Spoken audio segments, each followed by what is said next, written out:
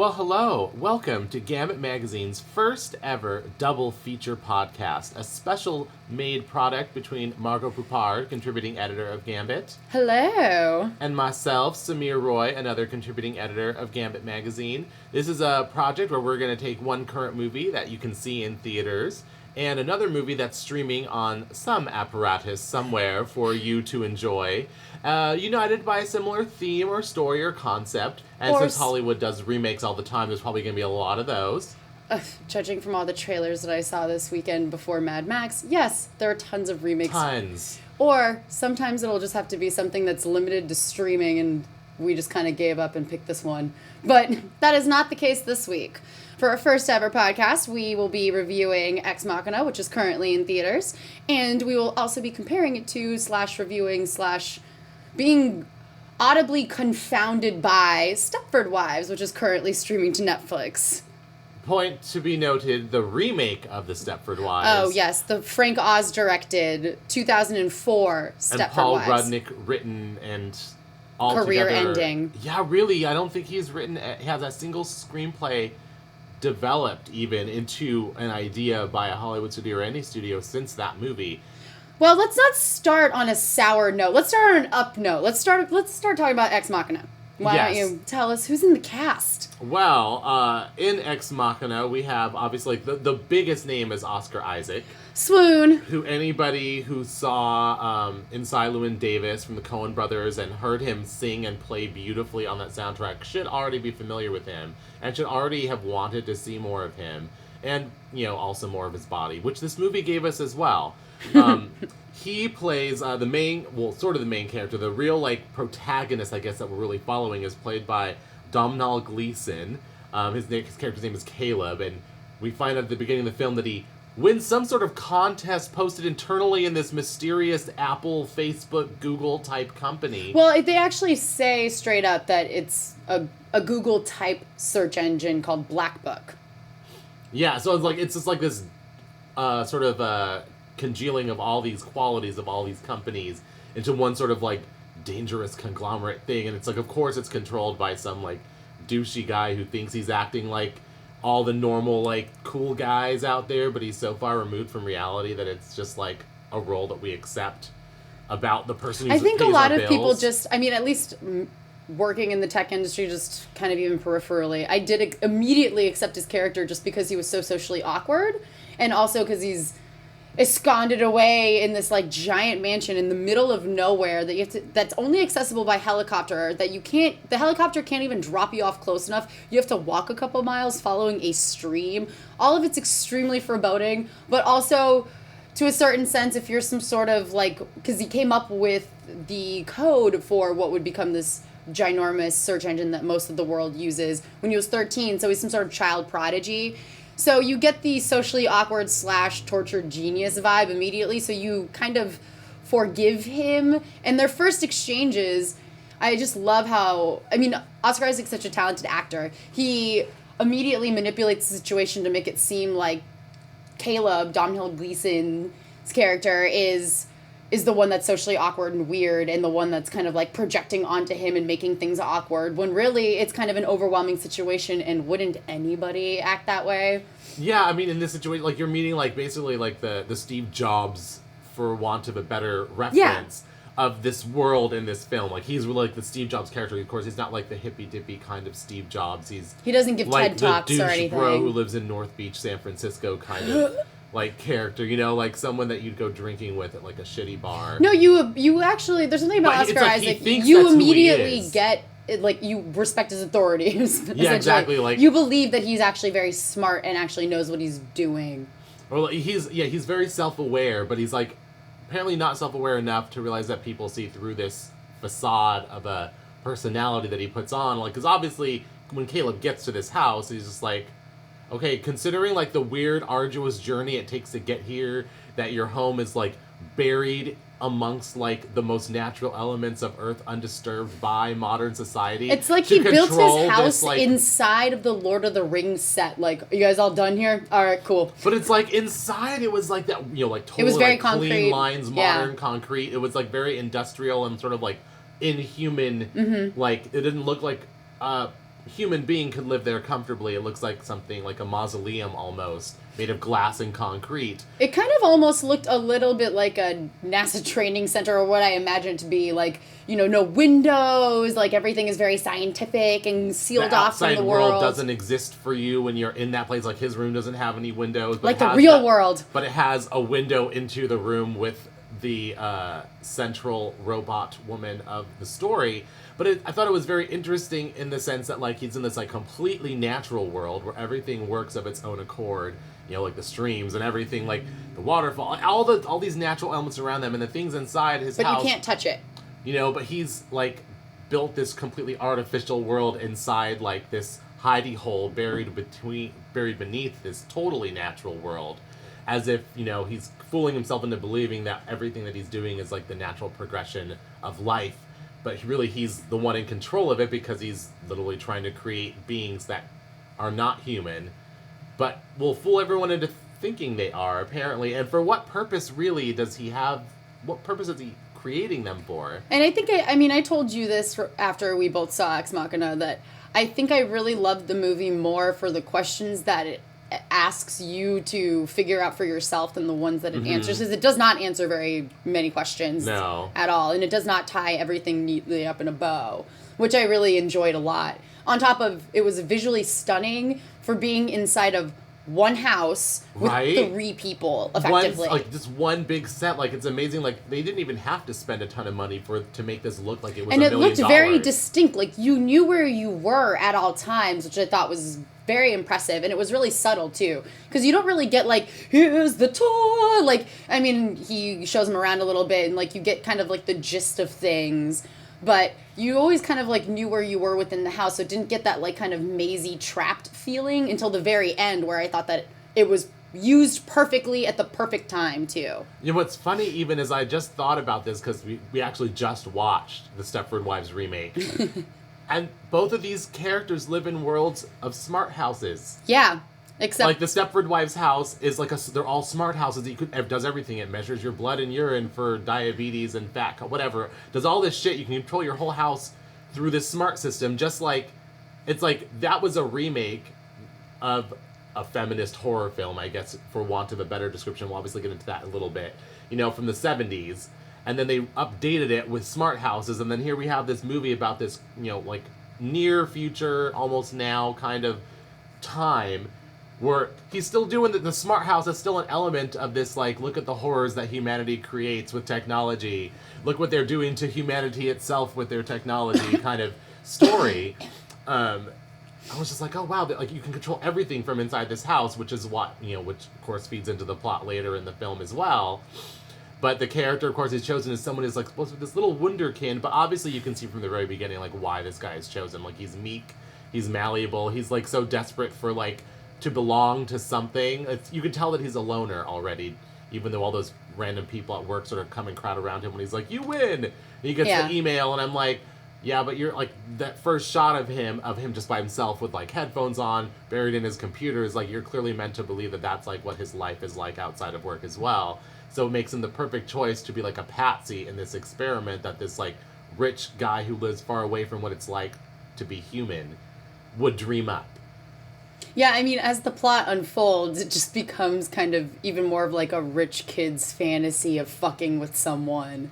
Right. Which is a whole nother... The style, even the interior design of the place, it's like, this is such a douchey, rich asshole. Like, this is how this is the masculine modern, like, design look. Like, all, like, guys with money always seem to go for. It's always clean lines their and interior simplicity. Designer always seems to go for. They don't design they're going to themselves. buy whatever I tell them as long as it doesn't look like a girl planned it. Mm-hmm. And that's always what they come up with, and they always buy. It just had that feel to it, too. Only it was built in with voyeuristic tools for you to spy on people everywhere.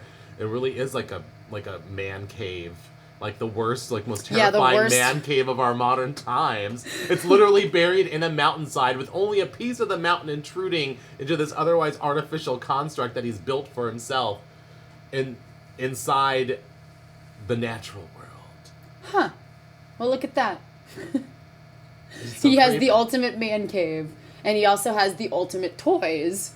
One being a robot and also a human boy who is just so sad and has no one in his world or life that he can be easily seduced by a robot. And, like, the whole thing is just so puppet master playing the strings, and some of it you can see coming, but some of it you can't, or at least I didn't see some of it coming. The ending, I thought, well, the very, very ending. The very, very ending, I did not see that being exactly how it worked out, but the movie was very well written in the sense that, like, that ending seems actually, ironically, so organically developed out of the story that we were told that, like, it made perfect sense to me, even though it was what ultimately happens is kind of predictable.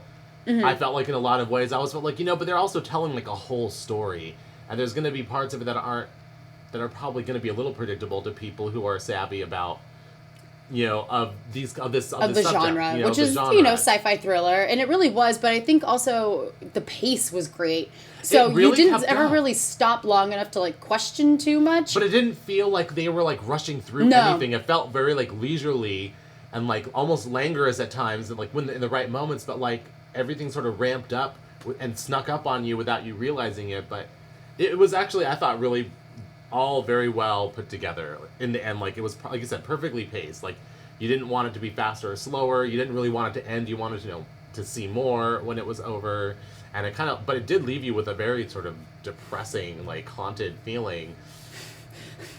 For lots of reasons, I don't want to give away the end, so let's talk about the robot Ava. Who was played by Alicia Vikander, I believe is her name. That is true. Alicia Vikander. Who is she? An English actress? Let's see. No, actually, she's Swedish. Oh. She was born in 1988 in Gothenburg, Västra Götalands in Sweden. I have no idea if I said any of that right. So if Alicia Vikander ever hears this, feel free to correct me on the pronunciation. I will be happy to take the criticism, unlike models on ANTM. Because Tyra will come and scream at you about that. That's true. She said straight up to that one girl, if she changed her hair, she was going to come after her.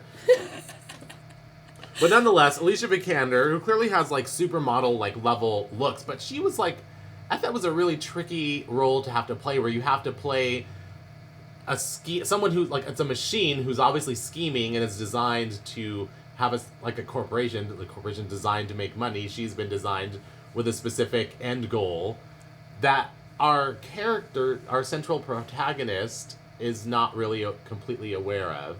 Mm-hmm. And she also has to sort of be demure and like soft and sweet and look almost like, hurt, and so, like, she's like playing him. So she's like a machine using human characteristics to play like play Caleb, like her Patsy, in a way.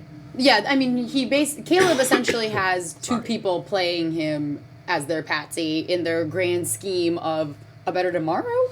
But yeah, like we still don't know what really his goal was. I think it was kind of just like he's almost like a social terrorist, just like, or maybe he really was trying to create his own Stepford wife community, but we don't really know. But I think that she did a fantastic job. She gave the character a real sense of depth, and I thought that for an AI or whatever, she managed to the character had a real arc. Like, she grew the most out of everybody, and she was the one that was rewarded. Programmed. Well, she was also rewarded by being the one that had the most growth and change and the whole thing. And I think there were times where I had to keep reminding myself that she actually wasn't a robot. She's played by a real human, because there was some like really vacant stares and like weird robot creepiness that she infused into the character, that was just like looks in her eyes that were just kind of like this dead stare that wasn't creepy but was very, I'm not real. And it was there was like little moments, because she seemed so like she seemed like very vulnerable. Like they obviously had tailored her to appeal to Caleb. Oh gosh, and when we find out how he tailored this robot, and it was like, oh my god. Essentially, and what I really liked about and this is kind of like a strange point, but I'm gonna make it anyway really quick. I really liked when he starts bringing up when Oscar Isaac and Caleb have their final showdown, or one of, I guess, the 3 final showdowns that happened in the last 15-20 minutes. And he finds out that Oscar Isaac made this robot with him in mind, and he like mined all of his essentially his porn searches, and kind of compiled like the ideal woman. And I just thought that was interesting, because it kind of brings into question like a lot of like data security and like what you really do look up and what those purposes are, and like if they got into the right hands. And I really thought that was an interesting question that they didn't even, like, bother going into. They were just like, you already know all your shit's looked at constantly. It was an element of the horror. Yeah, this is something that could happen. You didn't even think about that, did you? That maybe this is what we're going to use them for, to create people that will appeal to you, to get the most out of you in some way. And who knows if they're ever real? It's like a world of living in the Truman Show. Only the whole world is the Truman Show, and somebody else is controlling Or we're in the Oculus Rift. The Oculus Rift. Are you satisfied with your customer service? Oh, no. South Park episode. It was really Definitely funny. not. Anyway. But she was really good, because you kind of, like, almost bought into it, but those moments where you would sense that she was where the robot self would sort of creep through this human facade, like the idea that, like, being human can be so easily replicated itself is a scary idea, that's played out in this movie. But like, you kind of see those little almost glitches, like where it's like, oh, I have to actually think and have to really feel this emotion, and her system kind of like pauses for a moment because it doesn't know what to do. It's like when they're talking about what is AI and how do you pass the Turing test, and I was like, oh Lord, so we're gonna, like, that's Turing is still hot topic. Yeah, you can still he got a little line in it. It's still mentioned, like the Turing test. It's like as if you don't. There's some point it comes up when you don't realize that you're communicating with a machine. And immediately when this question was proposed, though, like, oh, you're the human component in this test to see if you can't tell. I'm like, that's one of the plot points that I was like, how do you not know what he's using you for? But I felt like he did notice. He noticed those moments and he ignored them because he was a stupid dude. Like, was eventually the story of it. I was like, okay, you just really want this to be true. You really want this, like, hipster perfection girlfriend in her pinafore dresses and long knee socks to be a real girl that you're going to go to the movies with. Like, I mean, you were so in love with that fantasy that you just ignored these clear signs that, like, I'm sorry, she's not passing this test as far as I'm concerned. Completely, which was which is not a knock on the performance of the actress. I thought it was a brilliant thing of the performance. I think that was part of the point of setting. The whole thing was set up to fail. Like, yeah. He's ignoring it and just telling this rich drunkard out in the middle of nowhere what he wants. Like, I'm fucking trapped here. I've got to just play along with this stupid game before I can finally fucking he already leave. signs his life away in the very beginning with that really strange NDA. Yes, where you can't. And he's not allowed to use the phone. Well, if he could find a phone. Yeah, that too. Well, even if he could find it, he can't use it, so it doesn't matter. In this modern, plastic, fantastic, glass concrete mansion. It was such a strange thing for me to watch this guy just continually pursue this. I'm like, it's a robot, and don't you see that you're the one in the box, like, literally, in this space? It's like you walk into, like, a little cage where you're clearly the one being observed. At least that's how the visuals made it look, even though it's all, like, these, like, glass, really reinforced glass, super strong, whatever they were made of glass, because he couldn't break them. But he notices that one crack in the glass, like near, like, a speech hole, remember, in his little box. And I'm just like, isn't this, like, all, like, bad omens for you? That, like, right away you're getting this sign that something is amiss here and it's not quite right, but you're just, okay, well, I guess you're gonna do your thing. Whatever that is, sad boy who, like, apparently is fine with the only one in his room being onto that woman robot. He clearly wants to be some type of hero. He just doesn't know for whom. Does he want to be the hero of this company so that he can, like, save the day and, like, pass the test, or, like, make the robot pass the test or whatever, and then be BFFs with Oscar Isaac? Or he wants to save this, like, poor AI that's going to get shut down eventually and have her memory downloaded. And a part of me felt like when he he already knew that was part of the progression of how an AI works and how this Turing test works, is that from what you tell him, he's going to go and make improvements and tweaks, and then, version 1.2 will come out next year, or whatever, however long it takes. But when he finds out that, she's version 1.9 or whatever, he's already had several iterations of Ava, maybe not all called Ava, but something. And he finds out the process is, like, he downloads her memory, but she loses a lot of her memory.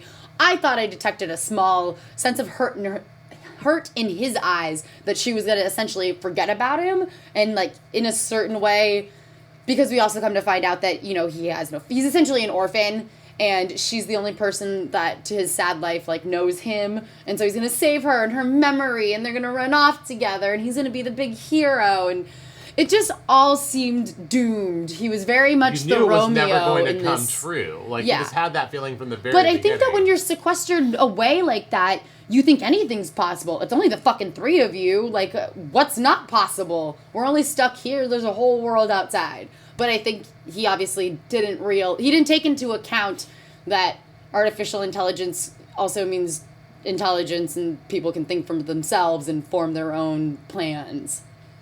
Yeah, he didn't really think too far ahead because he's always so drunk. And like the guy who created these things didn't think about this because he's always just drunk in his own house. But it also seemed like he never thought about it because he just, well, according to the footage that he then discovers and then the previous body versions, but without the AI in them, in his amazing closet that with mirrors that surrounds his bed. That it's like the really, men's club in Stepford Wives. Yeah, but it's really just like a bunch of hung up dolls. When he discovers all of that, I don't know why this was not a red.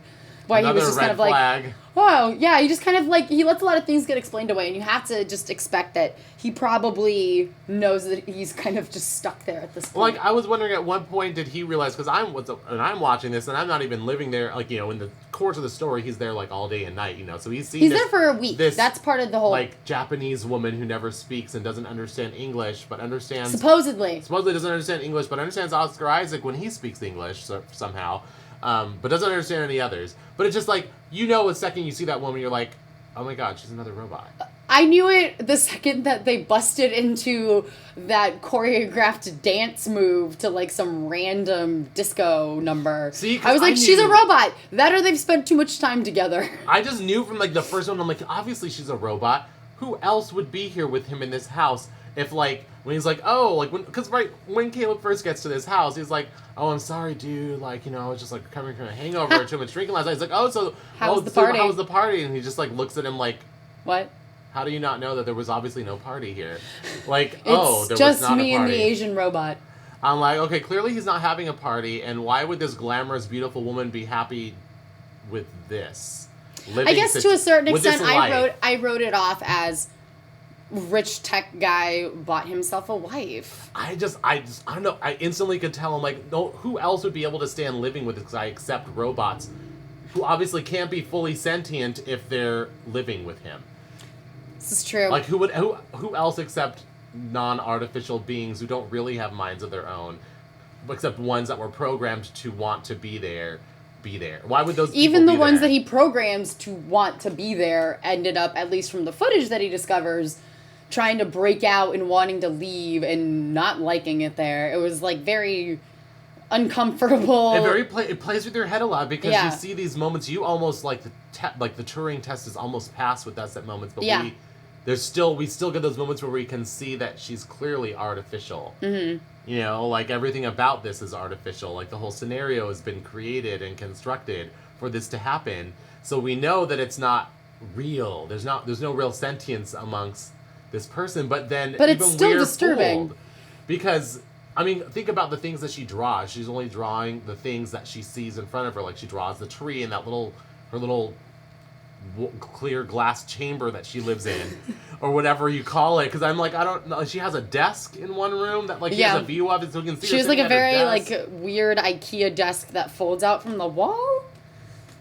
It looked like a little workstation. Tiny house, but they don't need that there, do they? They have too much space. And nothing in it except alcohol. I mean, it's beautiful grounds, obviously, but like because you just get the whole sense that like but the most that he goes outside is like when Oscar Isaac like beats the crap out of a punching bag. That's the most life you really see out of him, except for the dance. And I was actually kind of impressed with Oscar Isaac's dance. I loved that scene, but I also was like, even though they were she's cheesy, a robot. like straight guy dance moves as well, mixed in a lot of those. But I was like, he seems surprisingly fluid and flexible. I feel like it cut the tension a little bit, because at that point, I was just like, oh my god, what is happening here? And I'm like, this guy's going to be eaten alive or something. Something horrible is going to happen to him. Yeah, I'm like, if he keeps refusing this Asian robot from taking off her clothes, like, she might explode or something weird. And then that's going to be like a whole, like, you become the robot? But then you realize that her skin are also closed for her. Oh god, yeah. The part where she reveals literally her inner workings to Caleb, I had to like put my hands over my eyes. I was like, I can't do this. Like the peeling of the skin. I mean, you're right. The audience is the Turing test in this situation because you're just like, it's almost like a human peeling back, and I can't. And it's also like waves of Terminator. It's just all. I didn't like it. I mean, I liked it, but I didn't like it. I thought one of the really interesting things is that, you know, when the skin is transferred onto another body, I'm not going to say how because I don't want to ruin how the movie ends. But yeah, we should get to the end soon, though. You know, like I don't want to ruin exactly how it ends for you, but all those bodies are built to the same size despite the difference in like ethnicity and race or whatever. Like, despite those differences, they all have the same exact shape. So it just, like, to me, it, like, highlights the artificiality of these supposedly sentient beings, these people that, for us, almost pass the Turing test, as we said. They are all obviously so completely created to match, like, one person's fantasy vision, but, like, you know, it's kind of like having the same outfit in every color. You just don't want to give up on that fantasy. That one thing that seems to work for you and the one thing that seems to work for him is, like, this one exact body shape and these exact features. And he's put them despite, you know, one being Japanese, one being white, one being, I don't know if there was an African-American person or there was a black person in his closet. Right? I can't remember anymore. But it's like he's tried out it was the kind same of a traumatizing in scene. different ethnicities, and it's like, oh my god, it's like literally just a closet, but it's not of outfits for you, it's of outfits for the robot that you want around you all the time. Dress up my Barbie. Like, it's very disturbing. So it's just very much like Stepford Wives, like the I men was just saying, like, this sounds like a perfect segue women. Into our Netflix pick for double feature, which was Stepford Wives, the remake from 2004. Which was really hard to believe it was written by, I mean, this is very loosely stating it, written by the same guy who wrote Addams Family Values, which is one of my all-time favorite movies. I think one of the most hilarious, perfect scripts in existence. That movie is, like, perfection for me, or at least that script is. And this movie went through, like, production hell, went through pre-production hell. It was, like, it was stuck in development hell. It was in every circle of hell, essentially. It was in limbo forever until miraculously it just spewed forth from the loins of like, Hollywood's remake machine. I think it was DreamWorks that released it, I believe. Was it? It was just...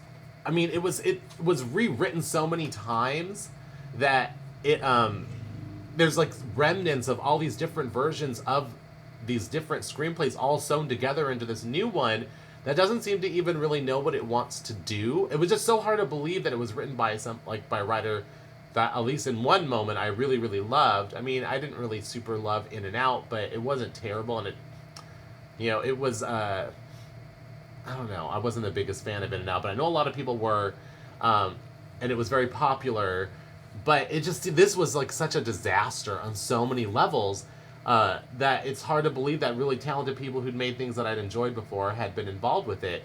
But it actually ties in a lot to these weird versions of, like, modern life and what you can create with technology, and this, like, you know, it's not the level of David Cronenberg or, you know, any other, like, sort of body tech horror filmmakers, but it's really almost is what that movie is. They were trying to make it a comedy, though. They're trying to turn it into a comedy. I mean... That's what the stated goal was, because there was, like, moments where, like, you know, when all of, like, the three, like, normal people who hadn't been turned into robots are hanging out together. Ironically, it's all the scenes with just real human characters who are fully themselves are the most satisfying scenes in the movie, because it's, like, Bette Midler and... what's his name? He was just in Revenge too. Was like the slightly flamboyant gay, like, writer in that show Revenge. Oh my goodness! But like you know, I mean, Nicole Kidman's Roger Bart. That's who that was. But it stars Nicole Kidman as Joanna Eberhardt and Bette Midler. Eberhardt, excuse me. Matthew McConaughey. Oh my goodness. Was not in Matthew this movie. Broderick as her husband. That's Glenn vastly Close. Different Matthews. Glenn Close and Christopher Walken. Oddly enough, it's a strange. It was a really weird cast to have been assembled. So the whole movie. I mean, I said this within the first 5 minutes to you. I was like, it feels very tone deaf. Like, I mean, I think one of the very first, I guess, sight gag jokes, or at least the one that we commented on, was after Nicole Kidman's character suffers a mental breakdown after a terrible upfronts presentation where she essentially pitches two shows that are about to go on air.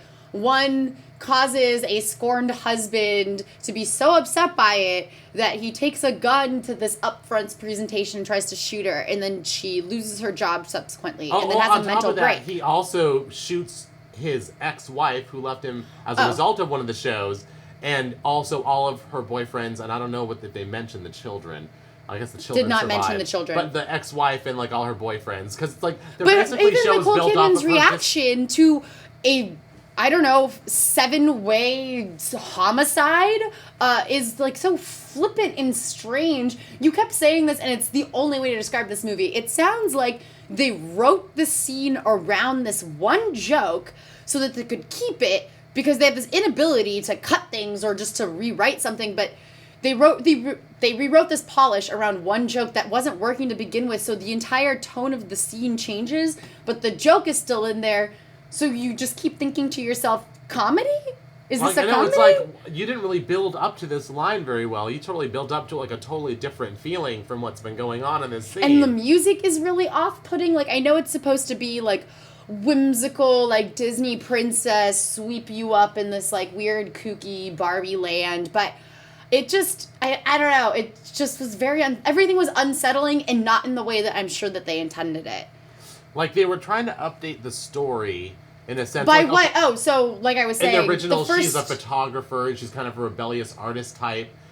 And in the remake, she's like you said, she's a network executive, super high powered, everyone loves her, until this idea goes south. But she's creating, like Temptation Island style things, but based around, like, what was it, like, You Can Do Better, or the show was called I Can Do Better, and it was like, all the shows were almost built around, like, okay, women who are too high-powered, or too talented, or too creative to be with the people that they're with.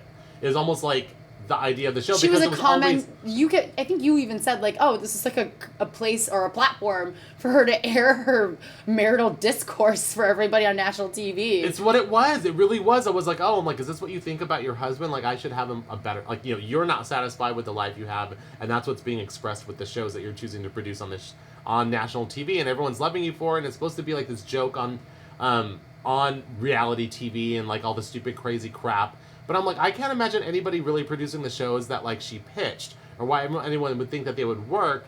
And on top of that, if any of this had happened, actually kind of already has happened. There was that case with a really horrible girl from one of those VH1 reality shows. Remember, I think it was Megan marries a millionaire, and then she got her own show, and it was called Megan Marries a Millionaire, or something like that. I think that's what it was. Megan Wants a Millionaire, or something like that. And one of the guys on that show, like, the show was on for a few episodes, and it turns out one of the guys who it was 3 episodes that they had aired, and then they found this out about the contestant, and then they pulled it.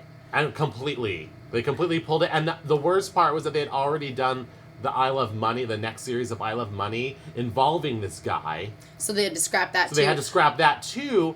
And it was like, he really was a murderer. He had, like, murdered and dismembered the corpse of, like, some model girlfriend or something, and, like, dumped part of her in, like, San Diego, and then he, like, escaped to Canada, and he killed himself.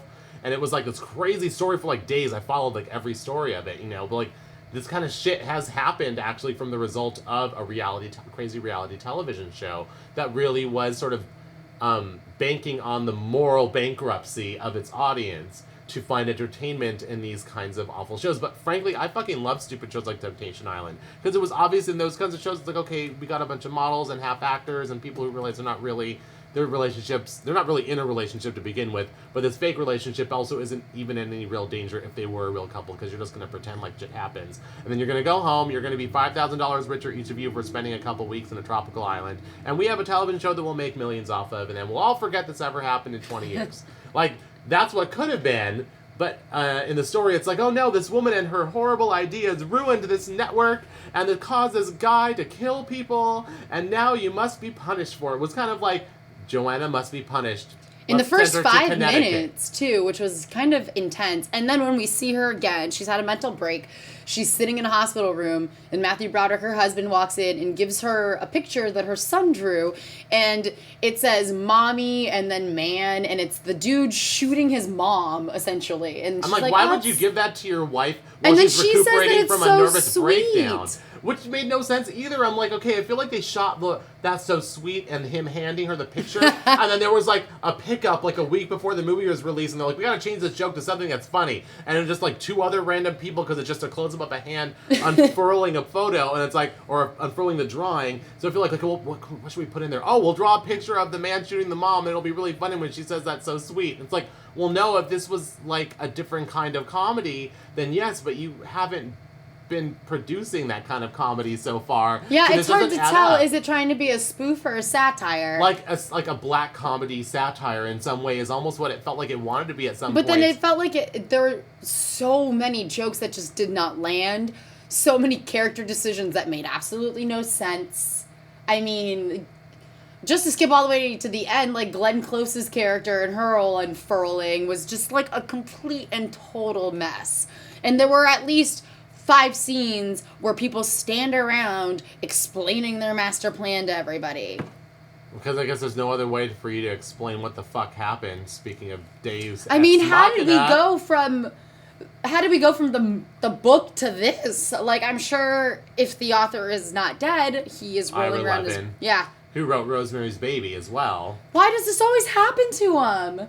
Why? Well, Rosemary's Baby, at least initially, was turned into a really great amazing. movie. And the original Stepford Wives thinking... movie was itself pretty terrifying in its way, because it was intended to be like a feminist slow burn horror movie, you know? So the movie versions didn't really do him wrong. It was the subsequent movie versions that did him wrong. Oh, the Lord. remakes of each. Each of them have been remade into a terrible... One was for TV, obviously, and we talked about that before. Yeah, you can check it on GAMbIT.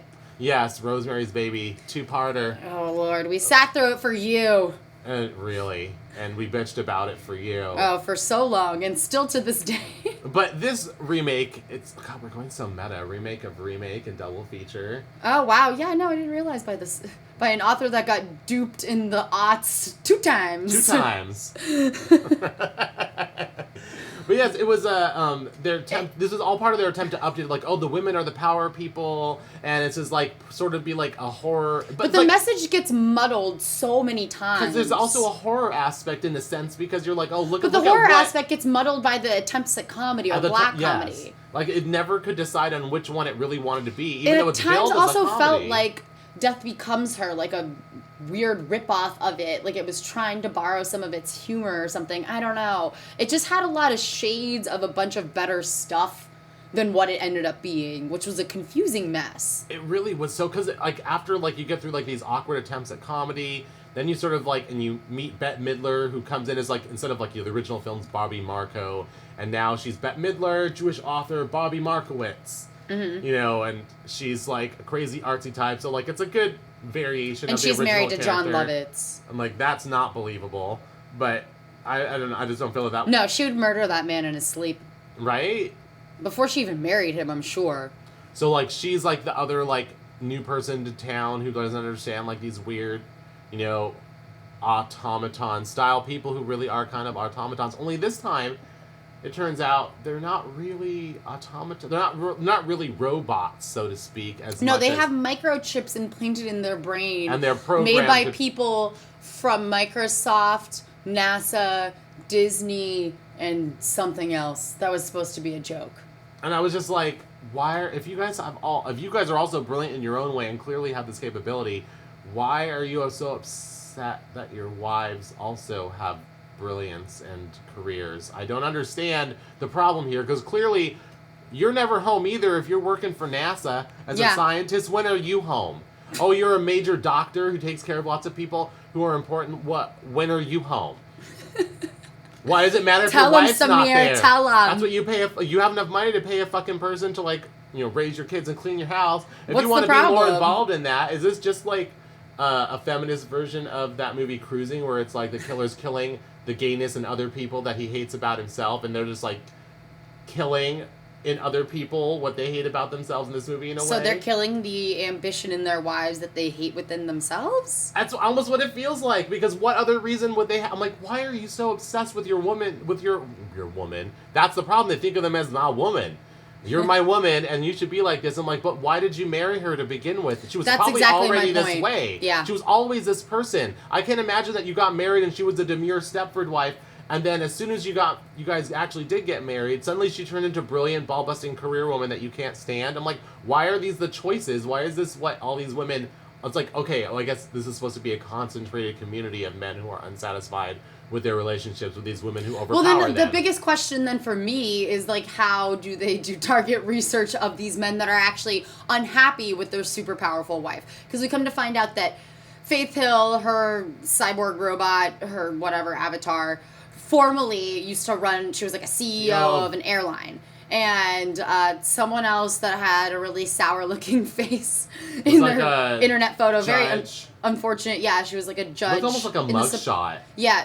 It was a mugshot for a U.S. Supreme Court judge. Or something. Yeah, and so I just don't understand. Like, do you just do Google searches and then cold call their husbands like, is your wife a power-hungry bitch? Like, oh, yeah, like, how did they Come find to Connecticut. And then how do you... And then I guess my better question is, so then is Matthew Broderick behind this dude attempting to assassinate his wife at whatever IBS upfronts in New York? Like, did you plan this? Yeah, so how far back does it go? Because you have to spurn some sort of event to get your wife to agree to move. Because she's not just... You don't just, like, stick a chip in her ear while she sleeps in your house and then she's like, we should go to Stepford.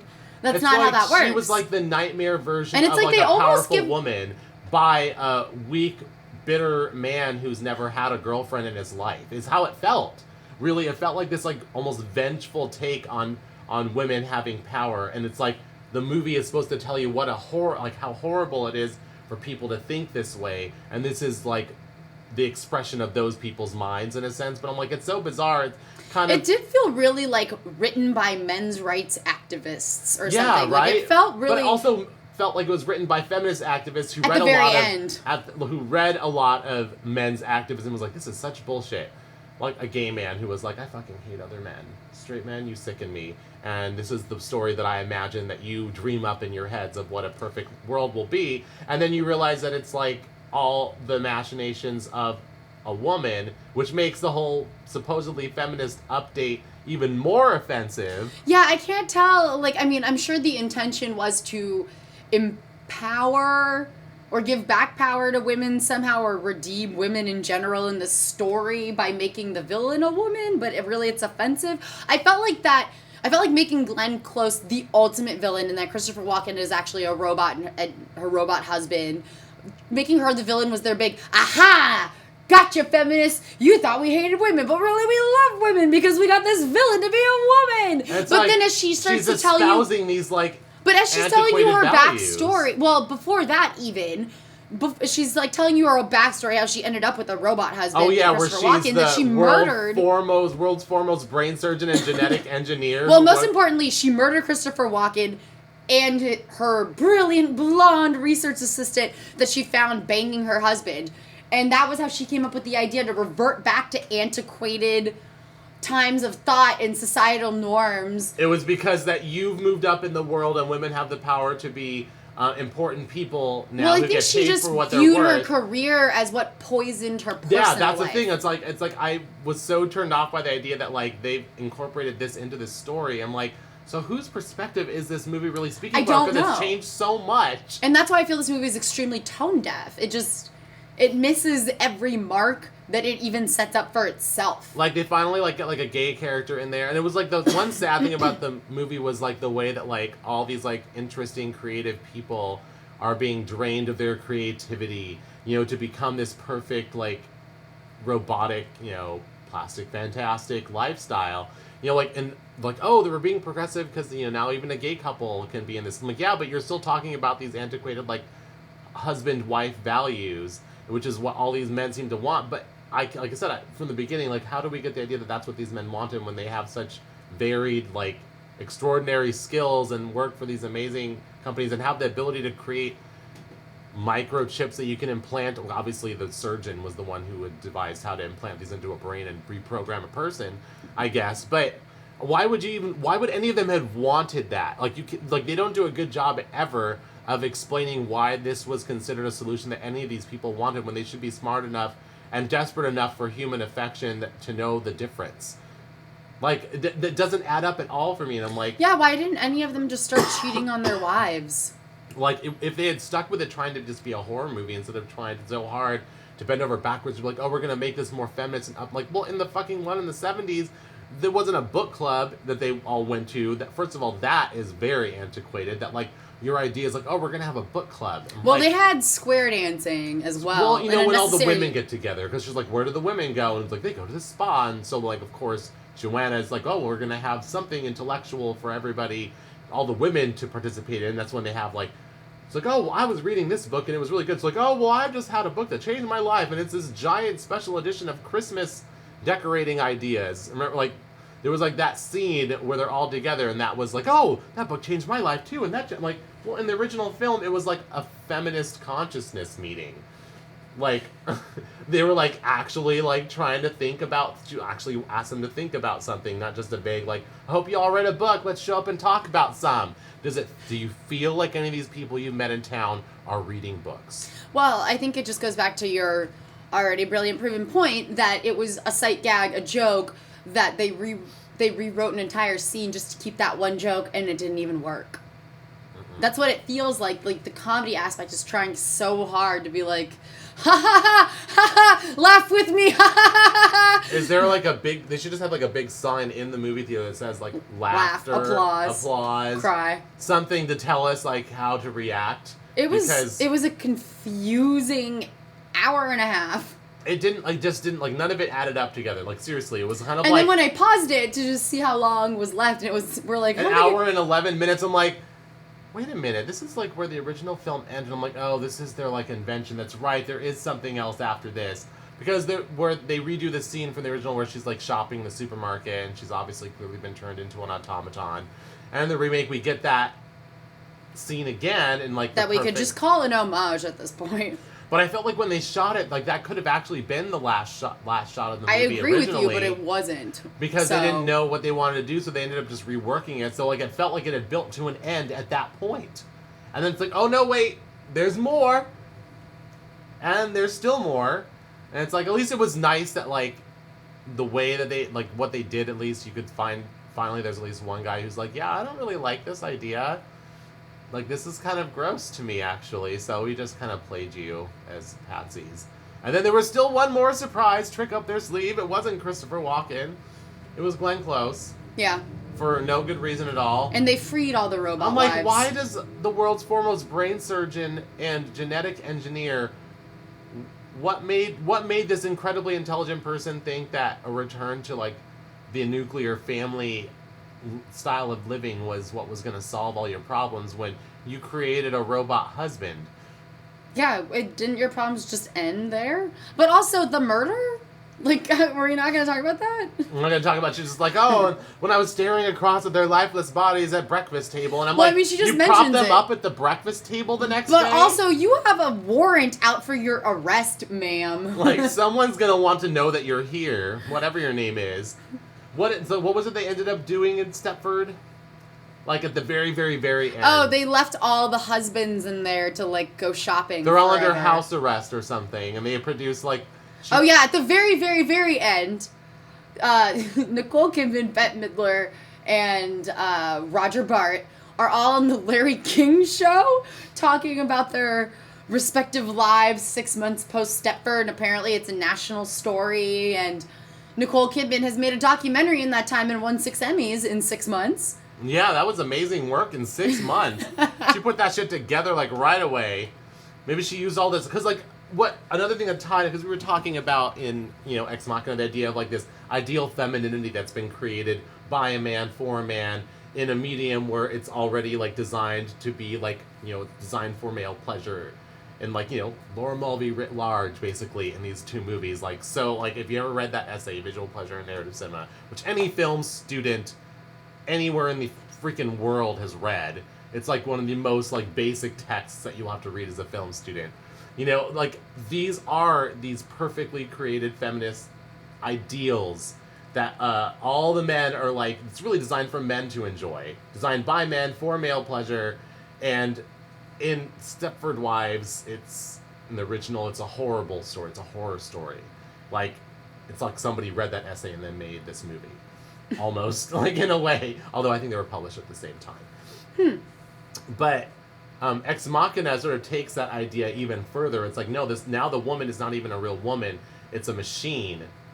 Like a complete machine that's been designed for you to even fuck with if you wanted to. I thought that scene was kind of hilarious too. And before you ask, you can fuck her. It's just like, oh Lord. It was Oscar Isaac having like on the spectrum Asperger's at its prime. Like 2 movies here about men who are so desperate for a very specific kind of woman, love and affection, that they literally create like not autonomous beings, but automatons who really lack any sentient being, to just be basically like lifelike blow-up dolls for them. Pretty much.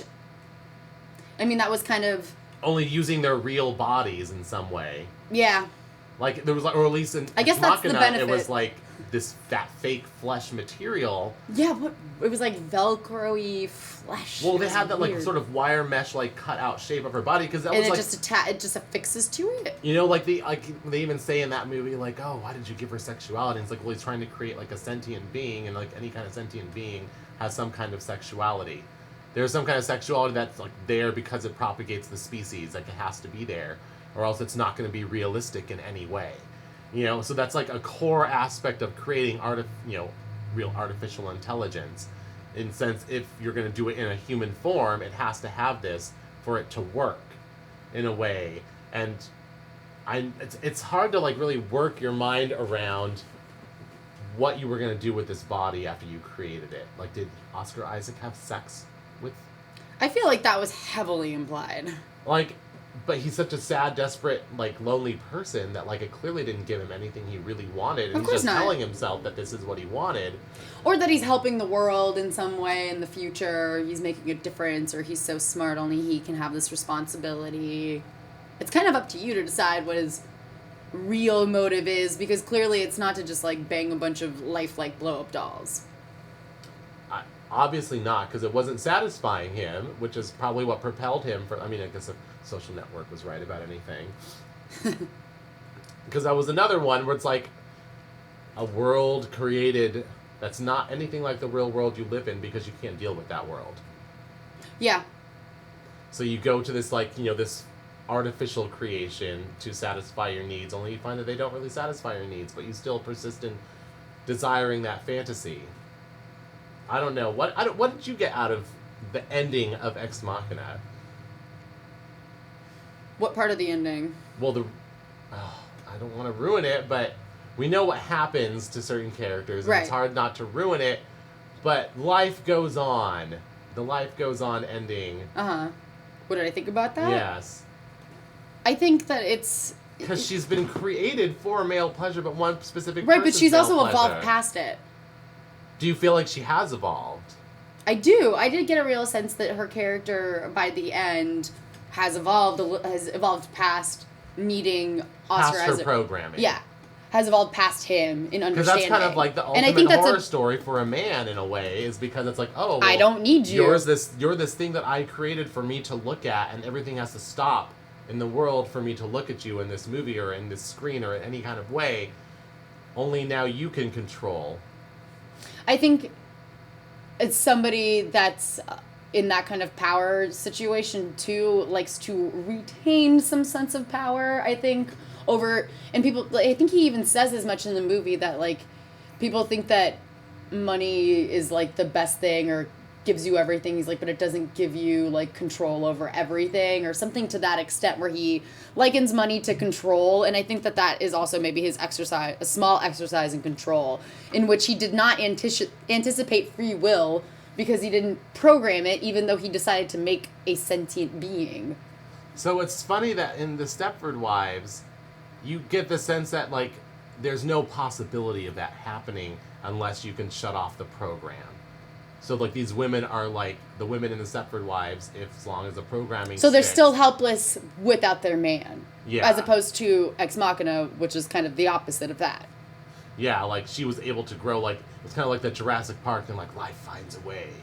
And it's like, in Stepford Wives, they don't even envision the possibility that could happen. Mm-hmm. So it's like, I mean, that kind of just made it even more stupid, too. It was like, at some point, like, you're not even envisioning what humanity's going to be like, living with these things for a much longer extended period of time. Which I thought was strange, because there was, like, a whole spiel when they're trying to convert Nicole Kidman into a Stepford wife about how they're going to go global. I'm like, how are you going to go Global what? Global what? Exactly. Where are you taking this? Are you going to, like, take this to Canada? Bangladesh and save that country's troubles with these robot women? Or these not even robots. Like, they'll just take your wives as they are and stick chips in their brain, you know, and that's all we need. I mean, the original was like they built a complete robot and all I needed were, like, the eyes. Right. Which I think we also got another, like, homage of that from the original when Nicole Kidman sees her prototype, but it doesn't have eyes when it opens its eyes. But in Ex Machina, she's got eyes, but she doesn't have the full body. Mm-hmm. Which I thought was an interesting choice. You know, like, but the parts that she did have to, like, okay, well, here are some boobs. We're gonna have some of those. But she, for trying to make her look like someone that Caleb would fall in love with, didn't really... And he had, like, the pieces of flesh or whatever to do this. Like, he didn't go all the way with giving her, like, more of a defined look, I guess. Like, I mean, the face enough and the of eyes a blank and stuff. slate for him to project onto her what he wanted to project onto her. But at a certain point, she does start getting dressed every time they have their little meetings, their little interview sessions. And she starts dressing up and putting on wigs and stuff. So that was interesting. Maybe it was a test of both of them. I think what's interesting about Ex Machina is that you don't really know in any given moment who is testing who and, like, who's the test subject. Yeah, it's like I must be like maybe like AI, artificial intelligence is already in existence and all these machines are just using us as their pawns and we have no idea. Like that's a very futuristic thriller, like depressing ending that you would sometimes get out of this genre. Like, oh, the future is hopeless. When it's done well, I think. It's like, but because like after the ending of this movie, I was like, oh my god, I think where's life gonna go from here? But I also don't think the ending was. I didn't think it was like a sad ending or like a bad. I thought it was actually a very hopeful ending. Ex Machina? Yeah. Well, maybe for some, less hopeful for others. I did find it very interesting how they shot it. It was like kind of upside down and of shadows kind of moving. Mm-hmm. But I actually thought it was somewhat hopeful. Maybe I guess I'm a little bit more sunny side looking than I like to think that I do. Well, but I definitely got like a more hopeful vibe. I'm like, yeah. I don't know that I got that vibe from it. I felt like a very like, oh my god, what is the You future got a more hold for dystopian us? future? Much more so. I don't know. I didn't feel that way at the end of it. I was like, huh. Fuck yeah. Who's gonna know the difference? And Who what's gonna is? happen when they find out? And what's she gonna do? Like, get pregnant and have robot babies? No, it's gonna be like the age of Adeline. She's never gonna age. Yeah, it'll be fine. And People are gonna be like, there's you know nothing what? You never get sick. That's really weird. And you like don't even have a single wrinkle. Like, I'm 95 Age of Adeline, and I'm colon, about to die, robots. and you still look 27. How is that possible? I didn't see it, so we Gotta can... move to a new town.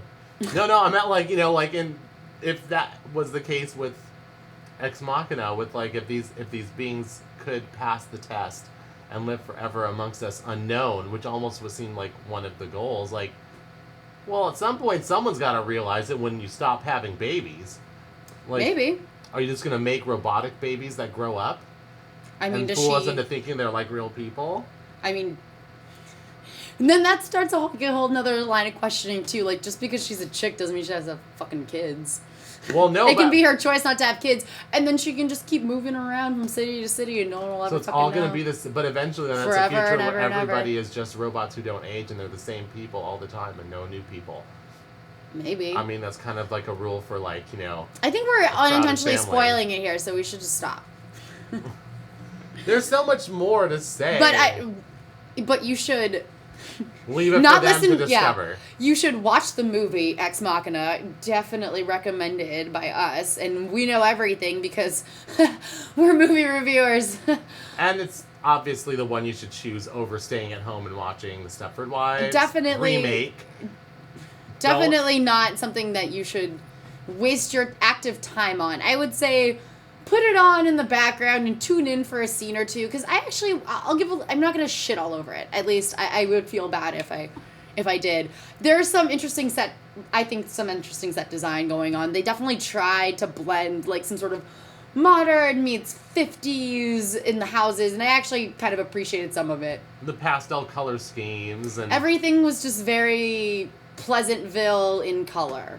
yes, it was very pretty to look at. I'll give them that. There was a couple jokes and some personalities that were entertaining in spite of the material, but it's definitely not the way you want to spend an afternoon or an evening if the option of seeing Ex Machina comes up. But I thought there was actually, they worked together really well in this. I did, too. Idea I'm pleasantly surprised, actually, at how more themes and crossovers ended up popping up as we kept discussing technology and them. femininity ruining the world together. Yay! Femininity, not feminism. Keep that in mind. I'm talking about socially constructed gender roles here that are ruining the world in combination with technology that has engendered the possibility of creating your perfect ideal at the expense of real people around you. And on that note... I guess that's a goodbye. Is that a really Nope. fucked up, shitty way of saying No, goodbye? because we have like a bunch of other shit we should promote. So, Yes. this has come to the end of the very first double feature podcast. Ta-da! I'm not really quite sure what our next movie is going to be. We'll have to pick one that's in theaters, so that'll Maybe be easy enough. Jurassic World, because I'm super pumped for that. We could just do one on like all the movies. And then we can compare it to the third We'll Jurassic talk about Park. the first one and the last one, and the ones in the middle don't exist. Yes. Just black But them out. nonetheless, we shall be back with yet another edition of Double Feature, I'm sure. Yes, just make sure that you either check out the GAMbIT Magazine website, GAMBITmag.com, and you can always find our TV reviews or our movie reviews written there, or can listen to our other podcasts, The Shady Ladies reviewing Drag Race, even though we're coming to a sad close. I know. It'll be back again next year. As well, I'm sure A&TM will be back in that podcast. In August. We'll be back. We were rooting for you. Find them all on iTunes for free. Just subscribe to us. And, of course, you can also listen to them on our YouTube page, GAMbIT Digital, if you are so inclined. You know, I'm sure if anybody commutes to work, you need something to listen to for, 40 minutes or so. Yeah, we all know you're sitting in traffic. So, Somewhere. and for all other updates, you can follow the GAMbIT Magazine Twitter. You can follow me at Twitter, at Marg She Wrote. And me at Samiraculous. And until then, I bid you adieu. we'll see you at the movies. Nah. That's just Isn't that the name of like the, No, the I old feel name like- of that show? Oh, no, it was the PBS show. Yeah, maybe At that's the where that came movies. from. Yeah, disregard. We're going to be trying out a couple endings.